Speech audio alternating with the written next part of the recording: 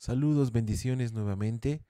Estamos en la clase número 10 de la materia Hechos de los Apóstoles. Continuando y finalizando ya con la unidad 2 sobre los testigos de la iglesia en Jerusalén, tenemos que mencionar y tocar el tema acerca del crecimiento de la iglesia. Para poder hablar de este tema vamos a dividir los motivos del crecimiento de la iglesia en tres aspectos que resaltan en Hechos de los Apóstoles y que seguramente nos dan a nosotros en la actualidad como iglesia una pauta sobre aquellas razones que hicieron la diferencia, además, claro, de la mano poderosa de Dios, del Espíritu Santo, pero razones que realmente son interesantes analizar haciendo un contexto con la actualidad. Como primer punto tenemos la iglesia a través de la unidad.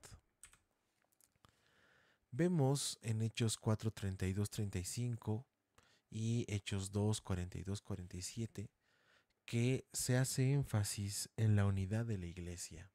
Estos dos pasajes hacen énfasis sobre la unidad de los creyentes.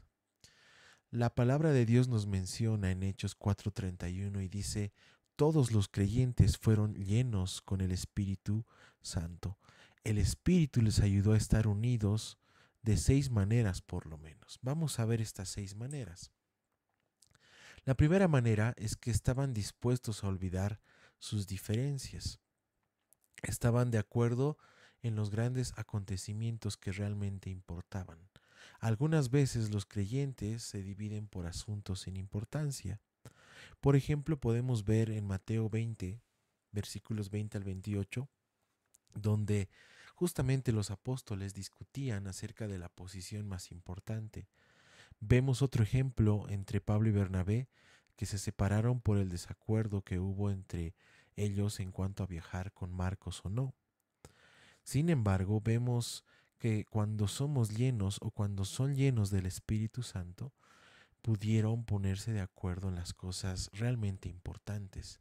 En este sentido, una de las primeras razones que se eh, puede notar en la unidad de la iglesia es que estaban dispuestos a olvidar todas sus diferencias y enfocarse en las cosas que realmente importaban. Como segunda razón, relacionaban los asuntos financieros con los espirituales. Jesucristo dijo que donde está el tesoro de una persona, allí está su corazón. Entre menos Espíritu Santo tiene una persona, más mezquino es. Y por el contrario, entre más del Espíritu de Dios tiene una persona, es más generoso. Una de las razones por las que los primeros creyentes estuvieron tan unidos fue porque eran generosos. Vamos a notar en este sentido que la unidad se trasladaba también a asuntos financieros o podríamos llamar asuntos administrativos. Se relacionaban estos asuntos financieros con los espirituales. Los que iniciaron la iglesia en este sentido permitían que el Espíritu Santo los guíe aún en este tipo de decisiones. Como tercera razón del crecimiento de la iglesia a través de la unidad, podemos notar que los creyentes compartían voluntariamente, es decir, a nadie se le pedía ni se le forzaba a hacer algo. A nadie se le obligaba a dar. La tierra de Ananías le pertenecía a él. Después de venderla, el dinero era suyo. Vemos esto en Hechos 5:4. Estaba en libertad de darlo todo o una parte o nada. En este sentido también podemos ver que unos daban más que otros. Algunos guardaban más que otros. Sin embargo, esto no era un punto de diferencia como tal, es decir, los creyentes compartían voluntariamente. Nadie estaba forzado a hacer esta ayuda o este apoyo. Los creyentes vendían sus heredades o casas. Lucas nos dice que todos los que poseían heredades o casas las vendían. Esto lo vemos en Hechos 4:34. Es decir, había una gran voluntad de la iglesia, de los integrantes, para poder ayudar y poder dar a quienes lo necesitaban y para el crecimiento de la iglesia. La cuarta razón tenemos, Dios los estaba guiando. La persecución fue un aumento en Jerusalén y pronto arrestaron a los creyentes, los mataron o los persiguieron y fueron esparcidos. Hechos 8:1.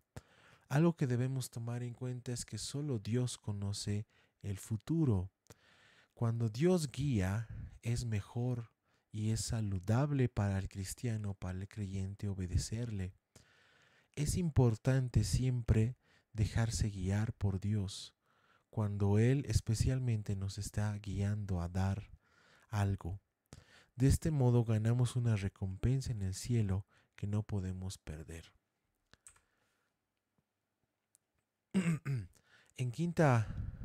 La quinta razón por la que la iglesia creció a través de la unidad es que ponían acción en su oración. Es decir, era una fe cristiana mostrada en la práctica. Vemos esto en Santiago 2, versículos 15 al 16, primera Juan 3, 16 al 18. Es decir, los creyentes llenos del Espíritu Santo compartían con los necesitados. La iglesia entonces era unida, pero era unida también para poder hacer, es decir, para tomar acción en el Evangelio. Siempre es mejor dar que recibir. Y como sexta razón que nos muestra el crecimiento de la iglesia a través de la unidad, es que siempre administraban las ofrendas con integridad. Los apóstoles no aceptaban que se les diera dinero en privado. Este tema es muy controversial y muy importante. Cuando se administra el dinero con honestidad, se abre el camino para la unidad. Es muy importante manejar las ofrendas delante de los ojos de Dios con total honestidad. Esto es algo que también la iglesia hoy en día tiene que tomar en cuenta al poder manejar las ofrendas. Cada uno se gana de acuerdo a sus acciones un nombre nuevo. Debemos reflexionar al respecto sobre las acciones en este sentido y sobre los campos incluso administrativos dentro de la iglesia primitiva que resaltaron la unidad de la misma. Otra manera indiscutible en que la iglesia crece es que la iglesia crece a través de señales y prodigios. De hecho, es una de las manifestaciones más interesantes y más poderosas que marcan el libro de Hechos, la realización de milagros, señales y prodigios. Vemos a continuación en el siguiente cuadro los eventos sobrenaturales que se describen en el libro de Hechos. Seguramente, si nosotros quitáramos estos eventos, señales y prodigios del libro de Hechos, probablemente quedaría muy poco. Y vemos que la iglesia también crece a partir de aquello.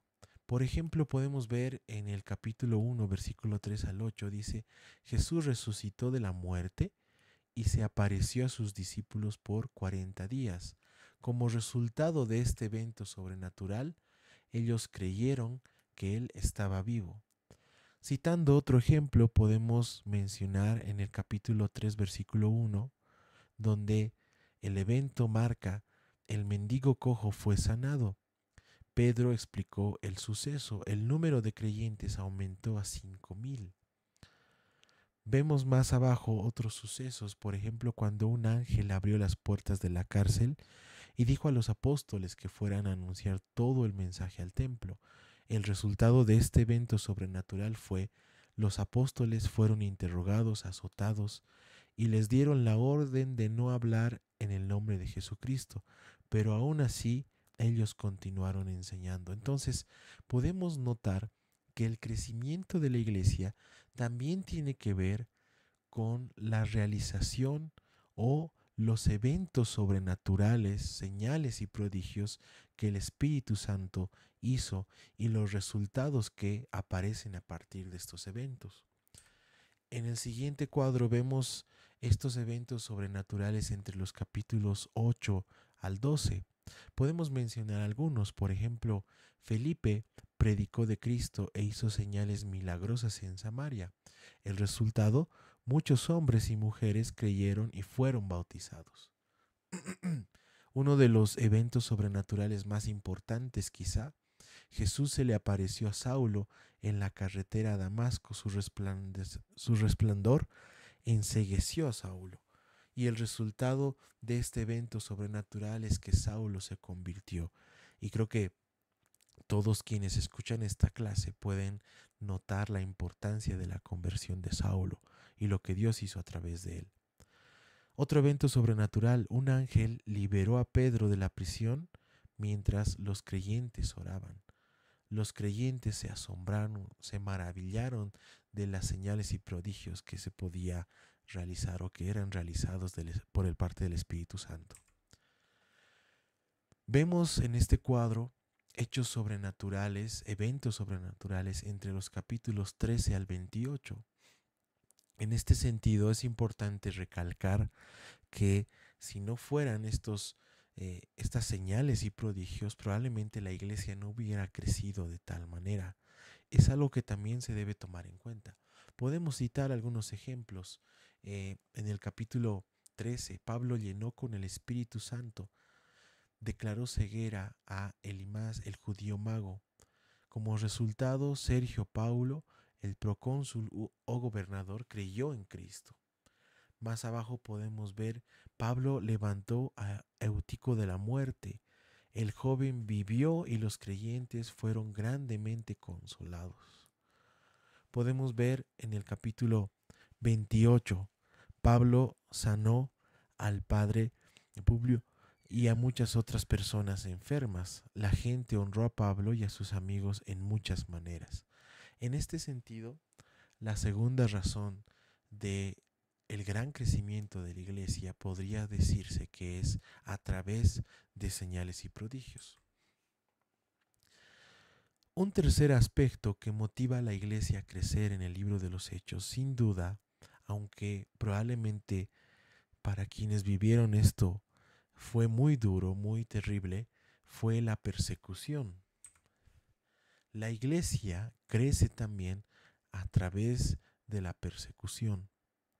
Podemos ver en el siguiente cuadro algunos datos importantes.